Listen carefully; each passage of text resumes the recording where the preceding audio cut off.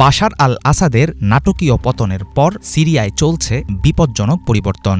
কখনো ইরানের সামরিক স্থাপনার অজুহাত, আবার কখনো সশস্ত্র বিদ্রোহী গোষ্ঠীগুলোর অস্ত্রাগার গুড়িয়ে দেওয়ার নামে লাগাতার হামলা চালাচ্ছে ইসরায়েল। ধ্বংস করে দিচ্ছে সিরিয়ার ভূখণ্ডে থাকা সমরাস্ত্র কারখানা, গোলাবারুদের গুদাম, বিমানবন্দর, নৌঘাঁটি ও সেনা ক্যাম্প। পুরনো শত্রুতা থাকলেও সিরিয়ায় এমন খোলামেলা বিমান হামলা চালানোর ধৃষ্টতা আগে খুব একটা দেখায়নি ইসরায়েল। তবে ইরান ও রাশিয়ার সরাসরি উপস্থিতি না থাকার সুযোগ নিয়ে এবার পরিকল্পিতভাবে সিরিয়ার সামরিক মেরুদণ্ড ভেঙে দিচ্ছে তেল আবিব। গাজা ও লেবাননের পর অস্থিতিশীল দেশটিকে নিয়ে কি করতে চাইছেন নেতানিয়াহু?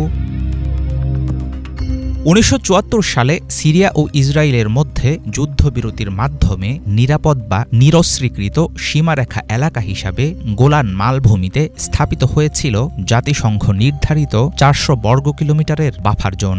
আসাদকে উৎখাতের পরপরই গোলানের বাফার জোনে নিজের সৈন্যদের প্রবেশের ছবি প্রকাশ করে ইসরায়েল। তবে আনুষ্ঠানিকভাবে সেটা স্বীকার করেনি তেল আবিব। বিরোধপূর্ণ অঞ্চলটিতে আগের চাইতে শক্তিশালী নিয়ন্ত্রণ প্রতিষ্ঠা ও সামরিক উপস্থিতি বৃদ্ধির মধ্য দিয়ে সুযোগের সদ্ব্যবহার করতে চাইছেন নেতানিয়াহু, এমনটাই মনে করেন আন্তর্জাতিক বিশ্লেষকরা। সিরিয়ার রাজধানী দামেস্কের 60 কিলোমিটার দক্ষিণ পশ্চিমে অবস্থিত গোলান হাইটসের প্রতি সবসময়ই ছিল ইসরায়েলের নজর। 1967 সালে সিরিয়ার সাথে 6 দিনের যুদ্ধে কৌশলগত গুরুত্বপূর্ণ এই এলাকাটি দখল করে নেয় ইসরায়েল। 1981 সালে সেটিকে নিজেদের বলে ঘোষণাও করে তেল আবিব। তবে 2019 সালে যুক্তরাষ্ট্রের তৎকালীন প্রেসিডেন্ট ডোনাল্ড ট্রাম্প ছাড়া অবৈধ এই দখলকে স্বীকৃতি দেয়নি আন্তর্জাতিক মহল। বর্তমানে অঞ্চলটির 30টির বেশি ইহুদি বসতিতে বসবাস করে 20,000-এর বেশি মানুষ। নানা সময়ে সিরিয়ায় আক্রমণ চালিয়ে আসছে ইসরায়েল। দীর্ঘদিন ধরে তাদের দাবি ছিল ইরানি সামরিক অবস্থানগুলো ধ্বংসই এসব হামলার লক্ষ্য। বাশার আল আসাদের পতনের পর নতুন করে তীব্র হওয়া আক্রমণের কারণ হিসাবে তেল আবিব বলছে সিরিয়ার সামরিক অবকাঠামো ধ্বংস করার ব্যাপারেই গুরুত্ব দিচ্ছে তারা। তবে মধ্যপ্রাচ্য বিষয়ক বিশ্লেষকদের অনেকের ধারণা, ভবিষ্যতে যাতে ইসরায়েলের বিরুদ্ধে মাথা তুলতে না পারে সিরিয়া, সেটাই চাইছে নেতানিয়াহু প্রশাসন।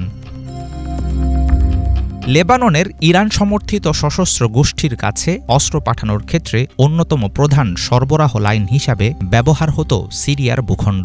ইসরায়েল বিরোধী শক্তির তৎপরতার ক্ষেত্রে গুরুত্বপূর্ণ কৌশলগত ভূমিকা পালন করেছিলেন ইরানের মিত্র বাশার আল আসাদ। তার পতনের পর নতুন উদ্যমে মাঠে নেমেছে ইসরায়েল। সিরিয়ার সামরিক সক্ষমতা গুড়িয়ে দেওয়ার তেল আবিবের পরিকল্পনা পুরোপুরি সফল হলে অনেকাংশে বদলে যাবে এই অঞ্চলের ক্ষমতার ভারসাম্য।